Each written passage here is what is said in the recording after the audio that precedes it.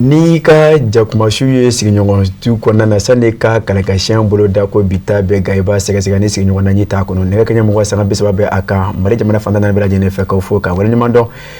ni tun bɛ sɔrɔ minnu sigilen bɛ ka ɲɛmaada Sirifila TV ja kanso fɛ jango ka se ka bɔ kunnasiri ni kɔnpana ka tɛmɛ kunnafoni jɛlen fɛ k'a fɔ bamanan kunnafoni waati selen ye nin ye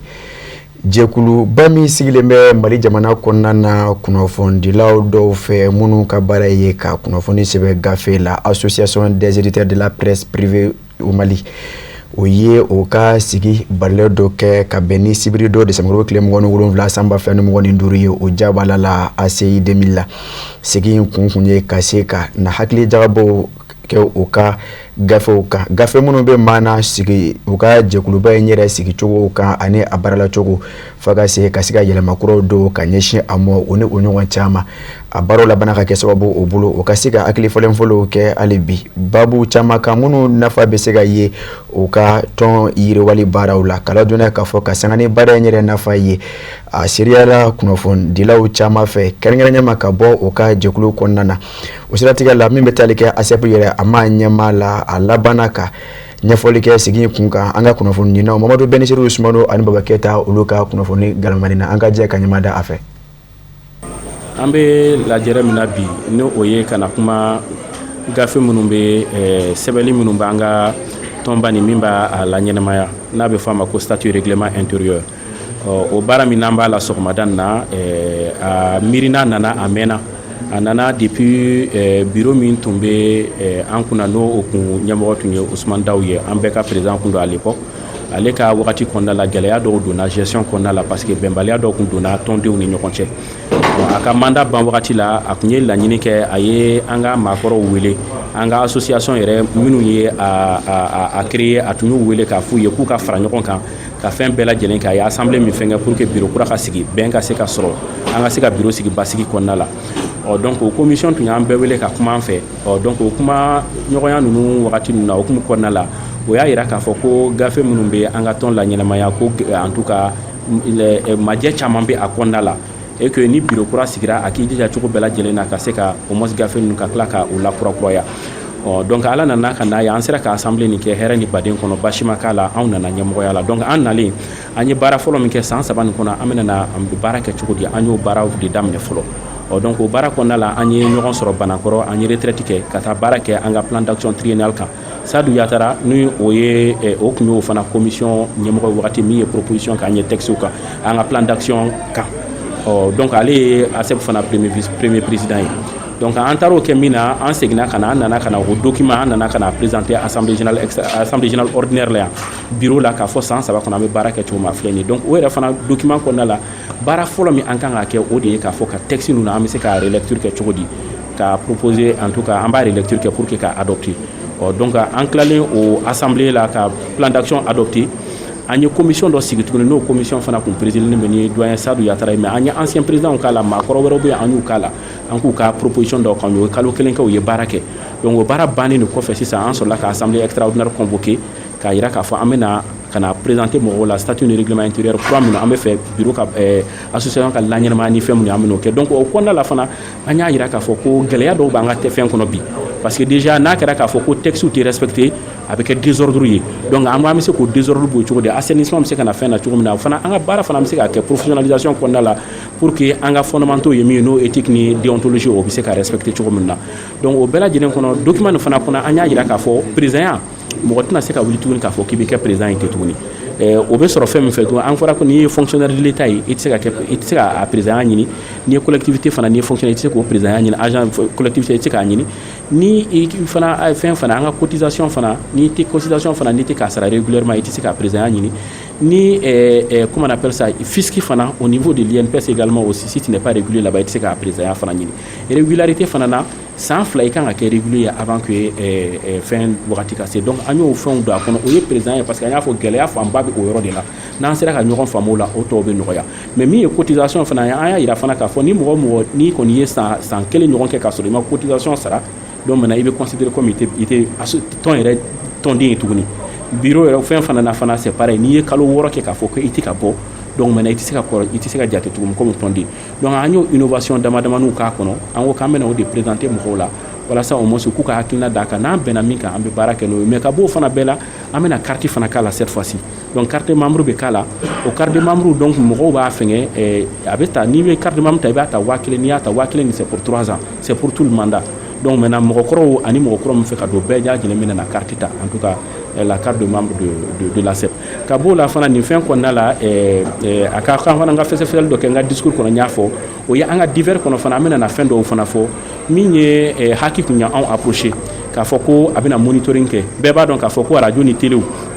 olu bɛ ka réguler ASEP fɛ min ye presse écrite ye o ma se o ma fɔlɔ donc an kun ye kunnafoni dɔw sɔrɔ a kan an y'a jira k'a fɔ ko ayiwa ko ɲɛnɛman kɔni don an tɛ se ka ban ma mais u ye grille min proposé an na an yɛrɛ fana tila ka proposition dɔ kɛ k'a ci u ma an ye min kɛ grille nin an b'a présenter assemblée la an fana ye proposition min kɛ an b'a présenter ni mɔgɔw ye min fɔ an bɛ baara kɛ ni o de ye. An b'an kunda Bangoni Jɛngɛnɛbugu kan kalo dɔnna k'a fɔ ye club Imam Ali Ala sago jama sago ka sanga ni o ka baaraw boloda cogo ye o ye sanuya cuala don ɲɛnamaya ka bɛn ni sibiri don Desambre tile 27 san 2025 ye Bangoni Jɛngɛnɛbugu la baara min yɛrɛ do laɲiniba min bɛ ala o de ye ka se ka o ka nisɔndiya sɛbɛkɔrɔ danganamaya ka sanga ni Imam Ali o bangani nisɔndiya ani o munyaw ye kalo dɔnna k'a fɔ hakilina min do ni a ɲuman taba o de ye an ba Aidara Tante Jara Tunkara ye a baaraw kɛra sababu depuis Shirifula misiriba ka se centre de santé Shirifula ma ka daminɛ Jɛngɛnɛbugu goudron ka bɛɛ lajɛlen fura ni ka a sanuya o nɔfɛ Shirifula TV tɔgɔ la Kadija Traoré ani Abdoulaye Jara an ka ɲɛmada sɔrɔlen fɛ. Imam Ali Jamakulu Ala sago jama sago o maaw ka fara ansaru ni kanbaw kan fo ka taa se Zamzamiw ka hɔrɔmuso ale min ye nin baara in bɛɛ lajɛlen sababu ɲuman ye Madame Haidara Tante Jara Tunkara ka fara a buramusow kan u bɛɛ lajɛlen de bɔla iko kɔnɔkulu bonɲɛ ani karama kɔnɔna ka Bangoni fantan naani bɛɛ lajɛlen ka daminɛ centre de santé la n'o ye a dɔgɔtɔrɔso Zamzamiw ka goudronba n'o ye rue Shirifula ye fo ka taa bila Bangoni ponda la ni ka sɔrɔ ka n'a kuncɛ Shirifula misiriba la u ye nin yɔrɔ nu fan bɛɛ lajɛlen sanuya ka jɛ fɛn min ye Madame Haidara Tante Jara Tunkara ye a n'a buramuso furunan tun bɛ olu yɛrɛ bolo ni ka fara jama kan ni k'u jeniyɔrɔ fini baara in na nin don min kɛrɛnkɛrɛnya la club Imam Ali maaw fɛ ni ka kɛ sanuya don ye Imam Aliyu karamalaw wajaw ale ka bangeni nisɔndiya hukumu kɔnɔna na bɛɛ nin club ba in n'a nunjuru bɛ y'a bani ka furumuso sanuma in bolo bɛɛ u ka wulikajɔ an'u ka cɛsiri sanuya bina kun kan o min jɔda bɛɛ bɛ silamɛya kɔnɔna na yɔrɔ sanuya dɔrɔn tɛ yɛrɛ y'a ye misiri kɔnɔna k'a daminɛ sanfɛ misiri saba étage saba k'a bɛɛ fura k'a ko k'a jɛ dɔgɔtɔrɔso fana bi o cogo la ten nɔ k'a daminɛ Bangoni terrain na fo siraba kun na k'a fura k'a jɛ i y'o fana ye kɔni o bɛɛ kɛra Ala n'ale ka cɛsiri fɛ Imam Ali ko kama bɛɛ kɔni b'a dɔn Ali Betu mɔgɔ min ye Ali Betu bonya jira la i t'a sara sɔrɔ fo ka taa diɲɛ kɛ min ye ale de ye Ali Betu bonya jira an na yɔrɔ i yɛrɛ jama ye bi jama bɔra cogo min i y'a ye bi an bɛ Ala fo k'a barikada an b'an karamɔgɔ yɛrɛ fo ale de y'a fɔ an ye fana ko birifini birila Ali Betu 5 min da la kira n'a somɔgɔ 5 min da la ko n'i y'a ka i y'u ta kun min na ko i b'a nɔ ye diɲɛ na i b'a ye lahara an bɛ se k'a fɔ an y'a ye diɲɛ na yan fɔlɔ yan'an ka se lahara donc nin denbaya ye u sarata an bolo bi Ala de bolo Ala k'u sara Ala ka sini kɛnɛya d'u ma to kama an b'an ba fo dɛ i ni muso in tɛ jɛ foyi kama fo Ala ko a bɛ min kanu n'a yɛrɛ a bɛ min kanu ka denbaya ye alijinɛ ko la a b'a kanu bɛɛ de ye ten nɔ an b'a fɔ a dan ne bɛ Ala fo ka Ala barikada ne nisɔndiyalen don kosɛbɛ ne seli ye bi kɛnɛ kan sabula dɔw ye sanu kɛ olu ma ɲina ye an bɛ dugawu kɛ an ka forow bɛɛ lajɛlen minnu fatura an ɲɛ Ala ka hinɛ u bɛɛ la Ala ka yafa kɛ u ma an bɛ nisɔndiya parce que an ma fɛn di Ala ma ni Ala ye ɲina yira an na nin don ninnu seli ka tila ka bɛn arajaba kalo belebeleba in ma an bɛ Ala fo k'Ala barikada arajaba ye kalo ye hɔrɔma kalo don an karamɔgɔw y'a fɔ an ɲɛna bɛɛ k'i jija Ala bato la kɔnɔ ni anniversaire bɛrɛ o ma an b'a dɔn duwawu jaabi bɛ ko ninnu na tɛmɛsira bɛ Ala ka kow la Ala ka ko a b'a kɛrɛnkɛrɛn a b'o kɛ wagati min na sabula a ye wagati ye ale Ala ta de an bɛ duwawu de kɛ Ala k'an bɛɛ nafa du hɔrɔma ye ma caman de bɔla Mali yɔrɔ caman na walasa u ka se ka ye ni Ala ko suma baara in na kuma gɛlɛmani tɛŋuni kɔ u la u y'u ka nisɔndiyaw jira fo ka taa se nin baara in nafa kɛli la Aïdul Beytu tɔgɔ la vraiment ne nisɔndiyalen ba don ka sabu kɛ an yɔrɔ furan an ye misiriw ko an ye dɔgɔtɔrɔsow ko ne nisɔndiyalen ba don wa jamaba de bɔra fana an bɛ Ala fo k'Ala tanu Ala barikada ni sababu ɲuman yɛrɛ bɔra an ka tanti yɛrɛ n'o ye Tante Jara Tunkara an b'a fo k'a haydara. An bɛ Seydina Ali de ka kɛnɛ kan bi min bɛ laɲɛnamaya an ba fɛ tanti Jara Tunkara fɛ alhamdulillah bi an nana o de la ka misiri ko k'a jɛ ka dɔgɔtɔrɔso ko k'a jɛ ka gitɔrɔn fana bɛɛ lajɛlen fura k'a jɛ an bɛ Ala de fo Ala min sɔnna an ka ye nin kɛnɛ kɔnɔ ka wagati tɔnɔ bɔ an bɛ Ala fo ka Ala barikada ni ka duwawu kɛ an karamɔgɔ n'a so ye ko Ala k'u wasa an ɲɛ u bɛ mun fɛ ni jamana in ye u bɛ mun fɛ ni silamɛya ye ko Ala k'o sabati an nisɔndiyara ka bɔ salon na ka na se ɲinan fana ma ɲinan jama warala alhamdulillah baara bɛɛ lajɛlen kɛra nin wagati k'a ban pewu. Ni nafa anw minnu ye mɔgɔkɔrɔbaw ye anw de b'a nafa dɔn an b'a la san 40 ni nafa t'a la sabu an y'an kɔ segin nka nafa min b'a la an ye hɛrɛ bɛɛ sɔrɔ a kɔnɔ ka hɛrɛ sɔrɔ a kɔnɔ ka lafiya sɔrɔ a kɔnɔ ka denw wolo a kɔnɔ ka denw olu don baara la a kɔnɔ bon bibi na alhamdulillah an bɛ barika da Ala ye wa an b'a ko fɔ an ninakili laban bonya ye fɛnba ye dɛ n tɔgɔma ye ne bonya kojugu n b'a fo bi ka barika da ye a n'a ka denbaya bɛɛ sirifula bɛɛ lajɛlen a n'a dɔgɔw n bɛ karamɔgɔ yɛrɛ fo Ala k'a mɛn an ye. An bɛ bi an b'an ba tanti Hajaratu Tunkara an ma ale de ka kɛnɛ kan ale de ko Imam Ali ka di ale ye i n'a fɔ Ala kɛra somɔgɔw tɔw bɛɛ ka da ye cogoya min na nka i mana kɛ cogo o cogo i b'i jeniyɔrɔ i b'o de fi i ka baara kɔnɔ ale Imam Ali ale y'a ta k'a sankɔrɔta baara camanba de bɛ kɛ nin na miliyɔn caman de bɛ bɔ a kunna ka don nin baara in na nka bita in ye sanuya ye n'i ye sanuya fɔ i ye diinɛ de fɔ sanuya o ye silamɛya yɛrɛ taala ye sabula silamɛya baara foyi tɛ ɲɛ ni sanuya tɛ o kama a y'a ɲɛsin an bɛɛ bɛ jɛ min na n'o ye siraba ye ka siraba sanuya ka cɛncɛnw bɔ a kan ka nɔgɔw bɔ a kan an bɛɛ bɛ o kɔfɛ an bɛ ɲɔgɔn sɔrɔ min na n'o ye dɔgɔtɔrɔso ye bɛɛ de bɛ jɛ o la siraba silamɛ i tɛ silamɛ o i dami Ala la i tɛ da Ala la i bɛ siraba kan i ye silamɛ i tɛ silamɛ o dɔgɔtɔrɔso y'an bɛɛ jɛ ye a y'a ɲɛsin o ma o bannen kɔfɛ sisan ka sɔrɔ ka na Ala ka so la n'o ye sirifila misiriba ye Bangoni Jaginɛbugu la a nana ɲɛsin k'o sanuya a yɛrɛ ɲɛ b'a la hali nɔgɔ kisɛ kelen a tɛ misiri in kɔnɔ nin ye Ala kɛra jogo de o la an ba tanti Jara an b'a fo nin na k'a waleɲuman dɔn k'a ɲini Ala fɛ ale bɔra ka silamɛw lafiya ka malidenw lafiya ka sigida mɔgɔw lafiya Ala ka a n'a yɛrɛ bɔnnaw ka fara an fa ka Ala k'u lafiya. Fɛn min ye an ba sanuma in ye n'o ye madame Haidara tanti Jara Tunkara ye ale kɔni nisɔndiyalen a y'a ka nimisi wasa jira a ye bonyamasigi kɛ nin jamakulu sanuma in ye olu minnu bɔla i ko kɔnɔkulu ni kana dɛmɛ a ka nin baara in na ni ka tila k'a ka nisɔndiyaw jira ka d'a kan ale bolo ni Mamadul Mustafa n'a somɔgɔw kanunin tɛ nin n'a ɲɔgɔnna baara ma nɔgɔn fɛn min ye a buramusow ye n'olu bɔla i ko kɔnɔkulu kana fara a kan olu ye nin waleya in tanu kosɛbɛ. An bɛ foli fɔlɔ an karamɔgɔ la Seydi Sherif Usman Madani Haidara ale min kɛra sababu ye ka an bɛɛ lajɛlen bila ni sira ɲuman in kan an bɛ a fo k'a barikada Ala ka si ni kɛnɛya da an ma an bɛ jama bɛɛ lajɛlen fo mɔgɔ o mɔgɔ bɔra ka na an dɛmɛ nin baara in na an ba ka baara la san o san ale bɛ nin ko in ɲɛnamaya Imamu Aliyu ale de b'o ɲɛnamaya an ba bɛɛ bɛ i ta kɛ mais ale ta ye o ye an m'ale ka wagati la an nisɔndiyalen don kosɛbɛ mɔgɔ o mɔgɔ bɔra ka na an dɛmɛ nin baara in na an bɛ bɛɛ lajɛlen fo ka bɛɛ barikada Ala ka si ni kɛnɛya di bɛɛ lajɛlen ma Ala ka san caman caman yira an bɛɛ lajɛlen na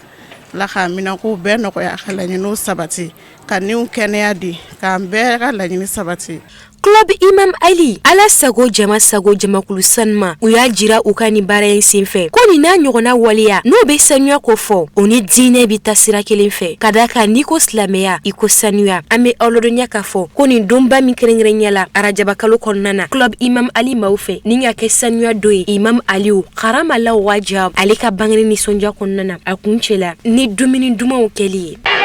لبيك يا إمام علي لبيك يا إمام علي لبيك يا إمام علي لبيك يا إمام علي أمي سافو Ola an bɛ bɔ Bangoni Jaginɛbugu la k'an kunda Laginɛ jamana kan dancɛw sɛgɛlen kɔfɛ ka ladɔn k'a fɔ ko yen feere ni dabaliw kɔni b'a la ka tigɛ jan ko karidon ka se ka o ka masakɛ kalafile baaraw sigi sen kan ka ladɔn k'a fɔ Laginɛkaw o kun bɛ furancɛ ka fanga kɔnɔ depuis k'a fɔ jaso min kɛra o fɛ san 2021 ka ladɔn k'a fɔ nin na kɛ sababu ka se ka yɛlɛma don Laginɛ jamana o maracogo la doni a nataw la Kafunɛ Bacili ale bɛ ɲɛfɔli kɛ a ko kun kan. lagine kuna kiri jamana nyamasigi kalata kari dondo Desambre kalo kile muga ani wolonvla jamana kono deuna kalata la ma million woro kodi wolonvla di makono nindo kalata so kono nana wasa kata kalata uka cheboye ka jamana nyama kura suganti mimbina lagine kuna kiri mara san wolonvla kono nana kasangani yele makura donenye jamana sharia sumba sharia si unkoro kabiri ni so mara fela nege kanye wolonvla wakati kata se kanye tan ani segima kalata so dabi yele wasa jamana kono deunka nuka kalata yere fora wote were ko ni oye kaseka kalata ka yele madu jamana sharia sumba sharia kiseula o bara o kera Septembre kalo temene lagine kuna kiri kono min sen fe yele ma chaman dona jamana sharia kiseu kono min metalike fanga yere konya uka maraka seka segin civilu maka bo sora sifanga ka buluka o dangene mayalen fleni ni kalata labenenyi wafana referendum constitutionnel o de ya daga furancero fanga manyema general Mamadi Doumbouya ye ashibi sambinani ani kelena akaseki kambo kamara masake ya nyini lagine kono ka bo chamanche fanga la kana beje kalata jamana nyemayala Mamadi Doumbouya sorasiya kono che gangarambadu kadaka seko na kadonko ni ajoroka ay jamana nyema koro Alpha Condé ka fanga jasu Septembre kalo kile duru samba flani mwani kele ni yere mangutu bara u yere taka laje ka jamana yere la halaya taka laje iba yi kafo chebo uchema mogote Mamadi Doumbouya ka abina fokumi aka girin kalata insenfe bawo jamana kono den famba ifemi yira u ya kanui jamana nyema koro Alpha Condé mi ni ayo ka fanga jasu Septembre kalo kile duru la samba flani mwani kele Alpha Condé yere shibi sambi segi ani wolonvla de la kabeni samba flani mugan sandi ayaka manda sabanan damine wasa akaseka manda sabanan ke ayi yelema do jamana sharia sumba sharia kise okoro mimba daga yakaseki kambo ka manda sabanan ke o manda sabanan de damine ninko sankele general Mamadi Doumbouya na ka chedon na fanga dafiri ninku sigi furancero fanga goluka mana mina Alpha Condé ka fanga bi jaso jamana kono dun yere kum bena ka murutilu damine ka yira kafo uka mahakanu ni mbatebli akataka budala sorokoni musaka ko bina kunka degumba kumba jamana kono deunka okumana ukumba feka yelema lanyini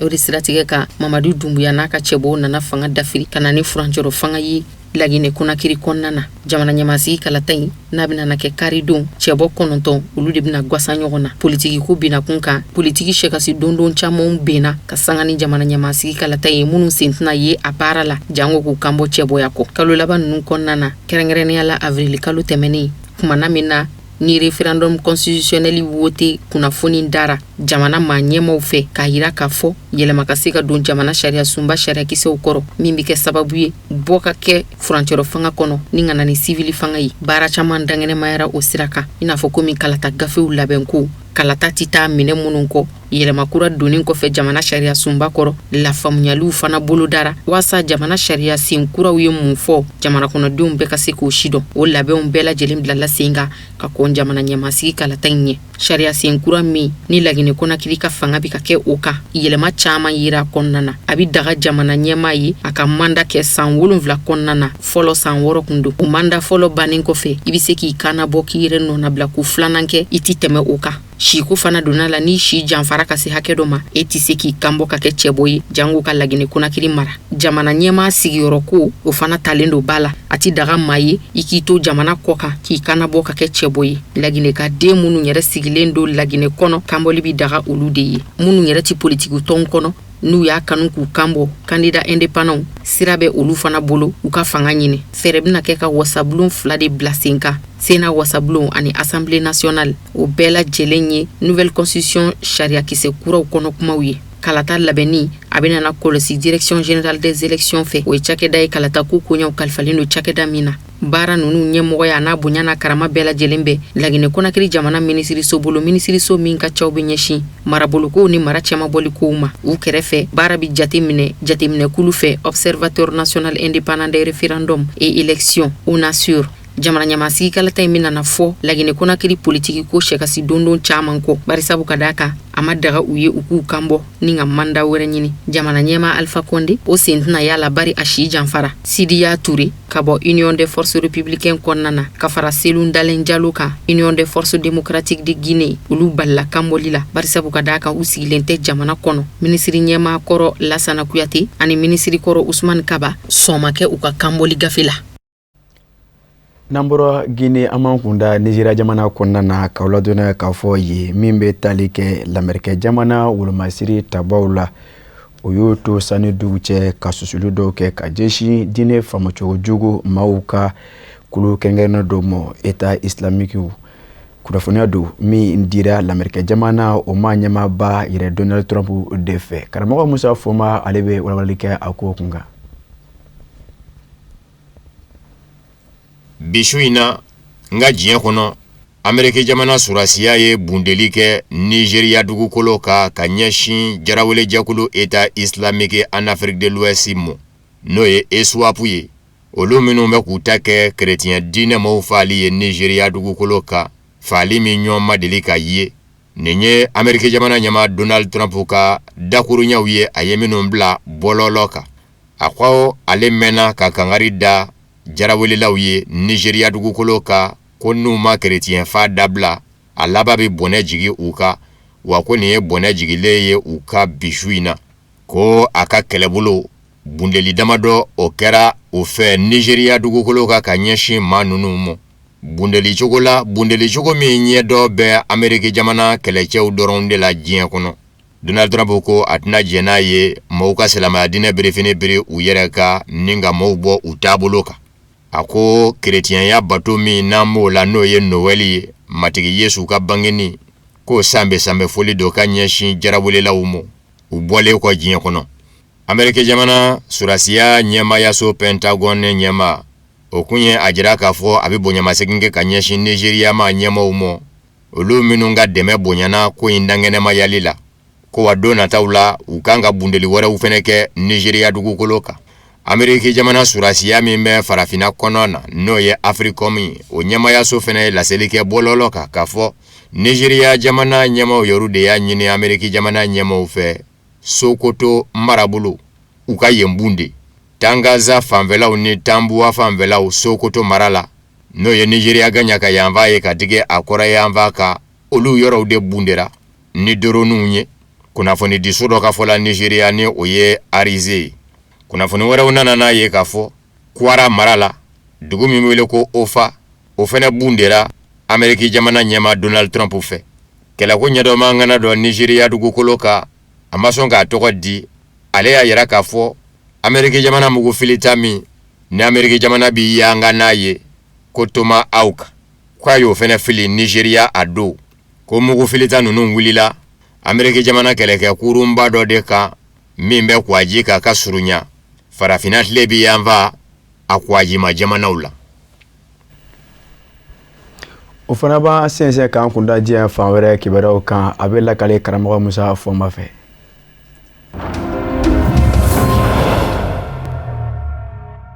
Ni Desanburu kalo tile 7 tɛmɛnen Benin jamana ɲɛma Patrice Talon ka fanga ma se ka bi Benin jamana surasi ɲɛmaw de jɔra jamana ɲɛma Patrice Talon ye u ma kɔbla o de y'a to Patrice Talon gɛlɛn kɔfɛ ka bonyamasegin dakuruɲaw ɲɛsin u ma a n'an bɛ dɔ fara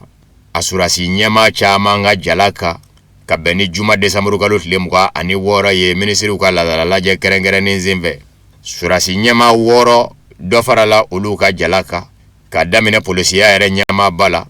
n'o ye Brice Koku Olowanu ye ale fɛnɛ dafɛ Patrice Talon a yɛrɛ dagayɔrɔ la surasi ɲɛmaaba min bɛ yen n'o ye Bertin Bada ye dɔ farala o fɛnɛ ka jala kan a m'aw ladɔnniya k'a fɔ nin surasi kɛ in Bertin Bada k'a fɔ jasobaw ye ale furumuso de Nikɛnɛ Karaba Bertin Bada bɛ kɛ général d'armée ye Firitier Gbagidi ne ale ye Benin surasiya ɲɛmaaba ye dɔ farala ale fɛnɛ ka jala kan ka kɛ général de corps d'armée ye tiɲɛ don ko in bɛ kɛ tuma min a tun bɛ Faransi nka a y'i to kɔ ka baara kɛ ni surasi ɲɛma tɔw ye général de division Abu Issa n'o ye duguma kɛlɛcɛw ka ɲɛmaaba ye ale fɛnɛ kɛra général de corps d'armée ye Desanburu kalo tile 7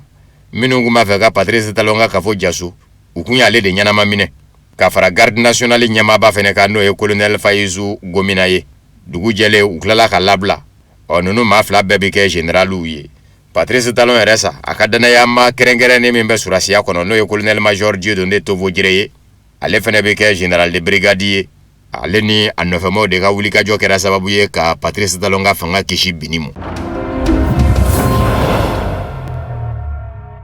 Farafinatɔma Union Africaine ɲɛmaayaso ye a jira k'a fɔ i ma jɛ ni Bani Israɛl minisiri ɲɛmaa Benyamin Netanyahu ka dakuruɲaw ye n'o ye k'a fɔ kɔnɔ min bɛ Somali dugukolo kan n'a kɔnɔ muruti bɛ Somali mɔ a kɔnɔ bi wele ko Somaliland k'a fɔ k'i b'o lakodɔn a dama jamana ye ko Bani Israɛl minisiri ɲɛma Benjamin Netanyahu ma ka kuma fɔta fɔ farafinatɔma Union Africaine a commission ɲɛma ni o ye Mahmoud Ali Yusuf ye a ko nin n'a ɲɔgɔnna dakuru ɲɛ Bani Israɛl minisiri ɲɛma Benjamin Netanyahu ka dɔn k'a fɔ a bɛ siga don jamana dɔ ka kelenya la ka jamanadenw muruti ɲɔgɔn mɔ wa farafinatɔma Union Africaine ka taabolo tɛ nin ye ka sabu kɛ ni kɔma kɛ nin mɔ do dɔ la a mankan dɛ Somali jamana kɔnɔ farafinatɔma Union Africaine dun mago bɛ bɛn ni basigi de la a ka tɔn jamana bɛɛ ye a ma ladɔnniya k'a fɔ Bani Israɛl minisiri ɲɛma Benjamin Netanyahu juma desanburu kalo tile 26 in bɔlɔlɔ na sira fɛ ani Somaliland mara murutilen in Somali jamana mɔ min bɛ k'i yɛrɛ kɛ a jamana ɲɛma ye a ye nɛgɛjuruku bɛ banba a n'o cɛ Somaliland bɛ Somali gaɲaka yanfa de fɛ ka digi a tilebi yanfa ka kɛrɛnkɛrɛnnen ɲɛna ko a jibolo min bɛ wele ko Mer Rouge a b'o fangu de fɛ Somali dugukolo kan kabini san 1991 mara in kɛmɛ ka jira k'a fɔ i tɛ Somali jamana dɔ ye nka o jamana ma sɔrɔ diɲɛ kɔnɔ min farala kan k'a fɔ a n b'i lakodɔn k'a fɔ i y'i dama jamana ye Bani Israɛl minisiri ɲɛma de nane filɛ nin ye can k'i jɔ k'ale b'a lakodɔn a dama jamana ye Donald Trump min ye wulikajɔ yɛrɛ kɛbaa ye Bani Israɛl ye sa jango arabula jamanaw wali kelen silama jamanaw bɛ se ka jɛ don u ni yahudiya jamana Bani Israɛl cɛ nin sen in Donald Trump kunnafonidi dɔ senfɛ ani kunnafonidiso New York Post cɛ a ko a tɛna tugu Bani Israɛl minisiri ɲɛma kɔ nin ko in nɔ k'a fɔ ko Somaliland marabolo murutilen bi kɛ a dama jamana ye k'a bi don da fɛ k'o tɛ hakilina ye fɔlɔ Bani Israɛl minisiri ɲɛma i n'a fɔ a yɛrɛ ɲɛ b'a sigilen la cogo min ani Somaliland mara murutilen ɲɛma de bɛ kuma na bɔlɔlɔ nasiraw fɛ ni o ye Abdirahmana Mohamed Abdulilayi a bɛ ka jira la k'a fɔ Bani Israɛl jamana kɛmɛ k'a ka mara murutilen lakodɔn a dama jamana ye wa Bani Israɛl lasigiden nata bisimila minɛ marabolo in nɔ Bani Israɛl jamana tɔgɔ la bawo lasigidenzo na dayɛlɛ marabolo in kɔnɔ Bani Israɛl jamana fɛ ko ɲɔgɔn dɛmɛ na kɛ sira bɛɛ lajɛlen ka sɛnɛko nasira kuranko nasira dɛmɛ o dɛmɛ kan ka ɲɛsin Somaliland mara murutilen mɔ o dɛmɛ na ɲɛsin a mɔ i n'a fɔ a dama jamana Ukraine jamana ɲɛma Volodymyr Zelensky k'a fɔ ko ale fɛnɛ b'a dama kɛlɛba fɛrɛ dajira ko sigi ka kɛ o ka kuma o ka sanga ni mankan ye min bɛ ani Irisila jamana cɛ nafa jumɛn bɛ o kɛlɛba fɛrɛ dajiralen la ni ne Donald Trump ma diɲɛ n'o ye nin ye Amerika jamana ɲɛma Donald Trump de ka dakuru ɲɛw ye ani kunnafonidiso dɔ ni ɲɔgɔn cɛ baro senfɛ n'o ye politiko ye a ko ni a ye a ka mankanba fɛrɛ dajiralen sɛbɛ n'an donna a kɔnɔ k'a ɲɛ d'a kan k'a lajɛ ni min b'a kɔnɔ an n'o dɔn desanburu kalo tile 24 Ukraine jamana ɲɛma Volodymyr Zelensky ye kɛlɛba fɛrɛ dɔ sɛbɛ a sinsinmɛ duloma 20 ko tɛngu Amerika jamana ɲɛmaw la kɛlɛba fɛrɛ in nɔ kɛmɛ ka jira k'a fɔ kalansen kuraw kan ka don Ukraine jamana kalansow la jango sinimɔ sifinakaw ka se ka mɔ n'a ye k'a fɔ Ukraine jamana siyaw ka ca kɔnɔ nka u t'a bali siyaw ka ɲɔgɔn minɛ ka ɲɔgɔn kanu ni dɔ kɛra Irisi k'a fɔ b'a ye e man ko kokoya ɲɛ minɛ ka sabu kɛ o ye Irisi kan fɔla ye dugukolo ko fɛnɛ n'a ma ɲa k'a fɔ dugukolo caman minɛ bɛ Ukraine jamana na Irisila jamana fɛ Ukraine jamana hakilina ye min ye dugukolo kɔrɔ a ye dɔ fɔ o rɔ min ye Ukraine jamana kɛlɛcɛw kɛli ye ka Donbass marabolo bila a ko jɛnti kɛ n'o ye a ka kɛlɛba fɛrɛ kɔnɔ ko min ye Ukraine jamana ka lakana ko ye o tan tɔn jamanaw sinsin bɛ sariya sen min ka k'u ka lakana jɔ u ye n'o ye article 5 ye Ukraine jamana fɛnɛ ka bila o mina kɔnɔ a barata Ukraine jamana tɛ o tan tɔn jamana ye ko a ka kɛlɛcɛw ni Amerika jamana ɲɛma ka mɛn ko dɔ ka bɔ a ma hakɛ la ale ka mɛn ko a ka se maa 800 mɔ ka sɔrɔ hali ni mankan tɛ Ukraine jamana kɔnɔ mugujugu dilan ko k'a fɔ mugujugu yɛrɛ tɛ na Ukraine jamana kɔnɔ o tɛ mɔ baasi ye a bɛ se k'i ɲɛtugu o ka Ukraine jamana tɛ kɛ mugujugu marala ye Zaporijɛ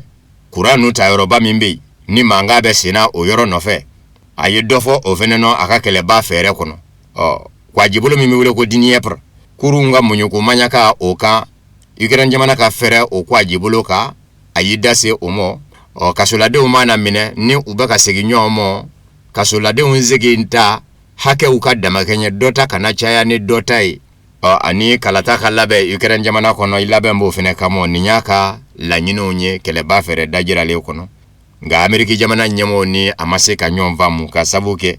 min ye dugukolo ko tilacogo yɛrɛ ye ani Irisila cɛ o yɔrɔ in ani Ameriki jamana ɲɛmɔgɔw ma se ka ɲɔgɔn faamu ye Zaporijɛ kuran bondoba in fana o kunkan ko ani Ameriki jamana ɲɛmɔgɔw ma se ka ɲɔgɔn faamu o fɛnɛ na.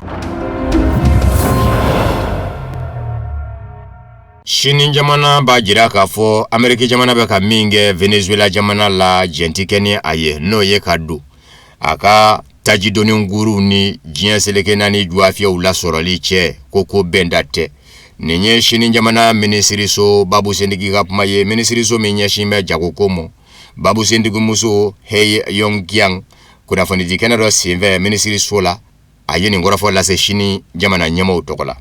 A ko sini jamana dɔmɛ ni nin de ye kuma bɛɛ ni maa o maa ko a bɛ damatɛmɛ wale ɲɛsin maa wɛrɛ mɔ sini jamana tɛ se k'i ɲɛtugu o kan a b'a kɔn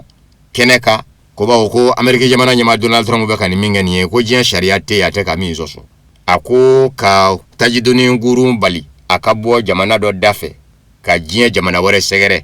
ko ɲuman tɛ sanni feere yɛrɛ mɔ diɲɛ seleke naani bina k'u kan ko kuma Venezuela jamana bɛ wuli ka jɔ min na bi ko a jo don ka sabu kɛ a bɛ ka tajiw feere cogo min na a bɛ ka feere sariya kɔnɔ ko kuma na a man kan Ameriki jamana k'a fɔ k'a bɛna don Venezuela jamana n'a ka hɛrɛ cɛ a ma ladɔnniya k'a fɔ Donald Trump a ka laɲini kɔnɔ a kɛn bɛ ka tajidoni nguru ninnu ba bali wa y'a yira k'a fɔ kalo 2 ɲɔgɔn na de kɔnɔ a bɛn'o kɛ kalo 2 Venezuela tajidoni nguru ti bɔ Venezuela jamana dafɛ ka taa fan wɛrɛ u ti bɔ fan wɛrɛ ka don Venezuela fana.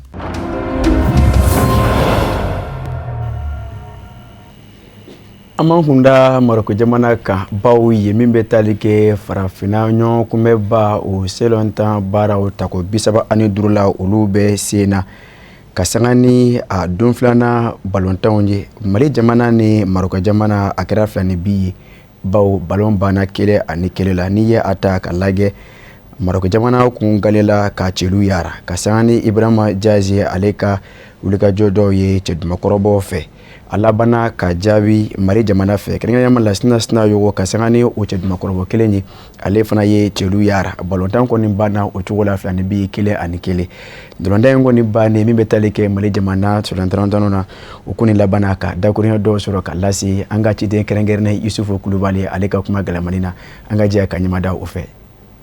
Limra ma bala jene fo ka bala jene walima don ka fo ameraba anyawe senandron kremina ko fe no mi senandron ti mintila Mali aleni marako ni nyonche a chila ni senandron ti kren kanana ka tempranito 11 dikere la bara ko ko nene bare be ni jamana ko na wati na et puis senandron ti ka damne sam bare fenen na kokura ka fo Mali sila ka senandron ti nyana makene senandron ti ko na kadaka asila ka wulika jo buluda ka ferenda bulutika ka Maroko equipe no kumbe équipe min me kata ka favori ka fo me seba sura Malika ni na côté positif de côté négatif be ame négatif ni no ama essayer de corriger de faire positif pour ame se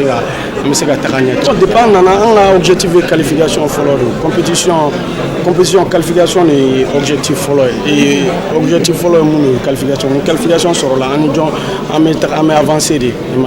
ama do calculer on ame faire qualifier drone déjà un match donc c'est le beau résultat quand même si on est au champion sur mais c'est gagner machine mais bon on va pas tout en table fili quoi donc on va essayer de barraquer un match mais on va essayer de remporter quoi consigne te doit gagner donc on m'a donné chance pas boulot parce que on m'a donné en qualité mais on m'a donné on a joué mais donc on m'a donné c'est un Maroc mais bon il va donc comme il ira photo comme dans un poste mais bon pour l'équipe tu vois donc même si on a poste moi c'est l'équipe demain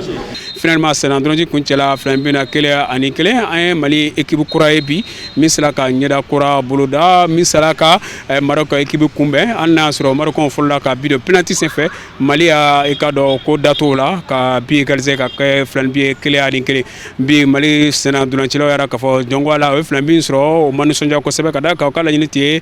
sebaya de ye nga sebaya masro yara ka fo foi match contre Comoro bana ferenda bal bela jinatike wala sa ka se ka o senandronji nya sebaya sɔrɔ ka da kan barba in na senandulaci si tala k'a fɔ min bɛ se ka qualifier nin wagati in na fɔlɔ fo tile sabanan ko ka jɛlatigɛ nka Maroc bɛ to jɔyɔrɔ fɔlɔ la Mali bɛ ni jɔyɔrɔ filanan na Zambi jɔyɔrɔ sabanan Kɔmɔri bɛ ni jɔyɔrɔ ko in kuncɛ Mali ni Zambi bɛɛ lajɛlen bɛ kuro fila la b'a k'a fɔ tile sabanan senandulaciw o de bɛna ko bɛɛ lajɛlen perelatigɛ an kɔni ye Mali senandulaci kulu kura ye bi min y'a yɛrɛ sɔrɔ kosɛbɛ min sera ka wulikajɔ boloda ka fɛɛrɛ dabali tigɛ Maroc équipe walasa ni ka kunbɛn o kɔni kɛla hakilina ɲuman ye ni senandulaci filanan in kɔnɔna na min ɲɛna ka tɛmɛ fɔlɔ kan bɛ se ka fɔ o cogoya la. Ka segin ka aw fo kokura Mali kɔnɔ ani Mali kɔ kan bɔ nin bɛ kɛ sababu ka dansigi bi bamanankan kunnafoni sɔrɔ la an sera ka min fara ɲɔgɔn kan ka bɛn tuma ni kunnafonidiso ɲɛmaaya so fɛ k'aw fo a ka dɛnɛ côté b'a ta la ka da anw kan an m'a ye diɲɛ fan fɛ k'a fɔ Ala ka Mali basigi ka na ni bɛn ani kelenya ye ba Maliba kɔnɔna na fo ka se diɲɛ fan bɛɛ lajɛlen ma wala a k'an bɛn diɲɛ waati wɛrɛ.